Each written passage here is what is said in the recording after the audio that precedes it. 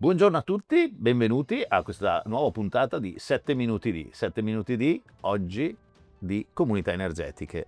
Abbiamo qui il nostro ospite, parliamo con Arturo Lorenzoni, professore dell'Università di Padova e anche consigliere regionale della Regione Veneto. Buongiorno a tutti, grazie dell'invito. Grazie a lei di essere qui con noi.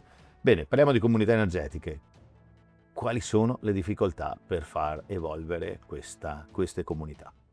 Ma le comunità energetiche sono, in termini di principio, una bellissima cosa che dà delle risposte alle esigenze della rete organizzative e cerca di coinvolgere i consumatori nell'allineare i loro consumi alle dinamiche produttive sempre più basate sulle fonti rinnovabili di energia.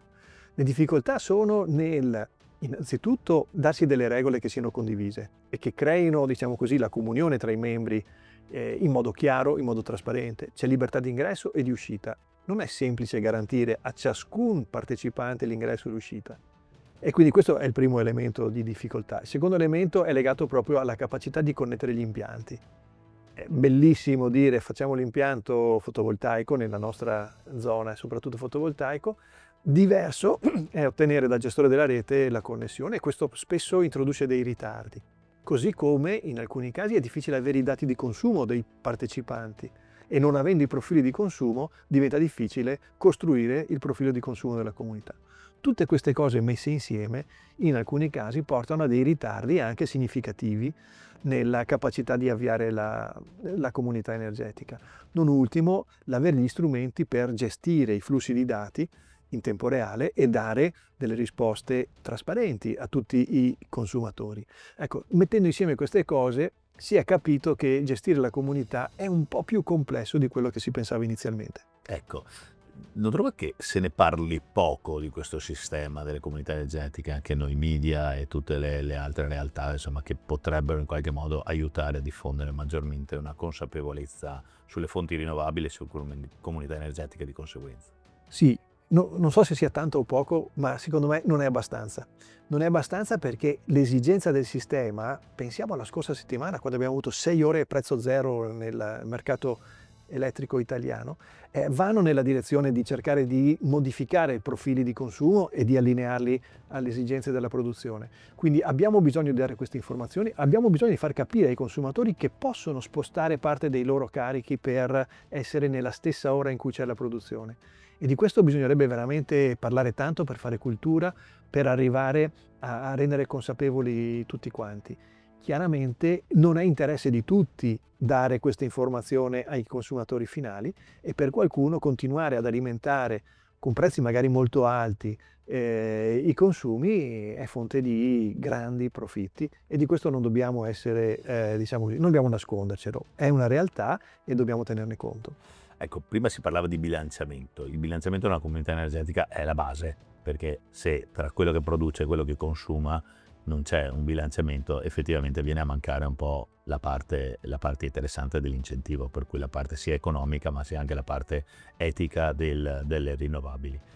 Come possiamo aiutare a capire meglio questo concetto? Ma assolutamente, io ricordo questa cosa che è importantissima che ha detto, l'incentivo c'è se il consumo per l'energia che viene consumata nella stessa ora in cui viene prodotta, quindi c'è la necessità di allineare produzione e consumo. Questo lo possiamo, diciamo così, sostenere cercando di andare ad investire anche su dei carichi che possono essere spostati. Penso alla pompa di calore per raffrescare d'estate e riscaldare d'inverno gli immobili, che è un carico che può essere spostato di qualche ora in maniera straordinaria, creando degli accumuli termici, però valorizzando molto meglio l'energia che andiamo a... Così come per scaldare l'acqua, è un altro caso in cui possiamo spostare questi carichi. Ecco, sono degli esempi per far capire come un po' alla volta dobbiamo modificare anche le nostre abitudini di consumo, per cercare di tenere conto che il sistema non ha più impianti di produzione totalmente, diciamo così, governati da chi li gestisce, ma che sono, diciamo così, alimentati con fonti che dipendono da quello che la natura ci dona. Hanno quest'ottica qui. Ma ecco, come voi, l'Università di Padova, che tra l'altro è l'università più tecnica, più rivolta a un settore tecnico, aiutate le tecnologie o i nuovi laureati a orientarsi in questo modo e ad aiutare la crescita di magari qualche dottorato in quest'ambito, proprio grazie anche a quella che adesso tutti citano come intelligenza artificiale. Sì, beh, l'intelligenza artificiale sta diventando un po' una moda che spero che non ci travolga.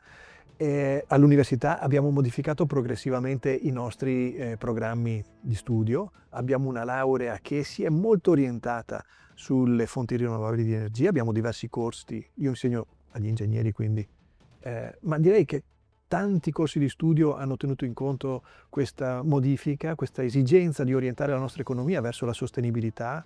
Il corso di studio in economia ha avviato dei corsi di laurea specifici sulla sostenibilità che sono molto interessanti. Dal punto di vista ingegneristico, ecco, l'obiettivo è quello di dare le competenze ai giovani che studiano per interpretare bene questo cambiamento. Non servono più grandi esperti di turbine, diciamo così, no? Ciclo Rankine, turbine a vapore di grandi dimensioni, che pure sono importanti, che servono, ma che conosciamo.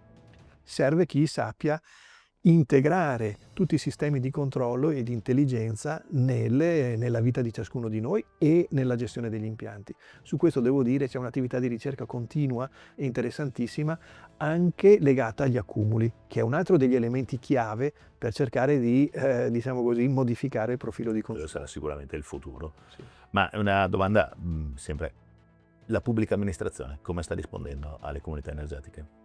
La pubblica amministrazione ha capito che è un elemento che può creare, diciamo così, comunità e quindi cerca di essere protagonista. Non è sempre facile per un'amministrazione però essere coinvolta in questo tipo di iniziativa perché ha dei tempi che non sono controllabili, ha, diciamo così, una interazione col mondo del privato che non è semplicissimo.